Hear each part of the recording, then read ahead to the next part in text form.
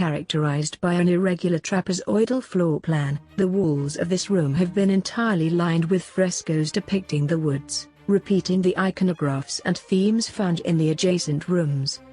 Here the artist confers an absolute predominance to nature according to the typically Baroque taste of the 17th century villas of delights, in which the landscape theme definitively abandoned the sacred and historiographic areas to take on new and free allegorical topics. The modern style took ground especially in Rome at the start of the mid-17th century, when the artists started to propose the theme of nature that was no longer bound to classic strictness, and which, upon a careful and realistic analysis of the Flemish, seemed to have been achieved on the spur of the moment and rapidly and easily invented. It is therefore no surprise that Bartolomeo Ares chose to assign these paintings to the Milanese painter, Giovanni Ghisolfi, 1623–1683, who trained precisely in the capital in the workshop of Salvator Rosa, inventor of a type of very original landscapes with an elevated sense of expressionism that was a forerunner of Romanticism.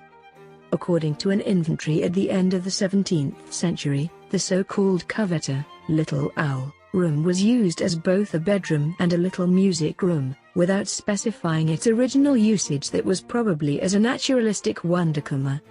This seems to have been confirmed by the presence in this wing on the first floor of a succession of rooms dedicated to natural sciences and astronomy, and which acted as pre-chambers leading to the observatory tower.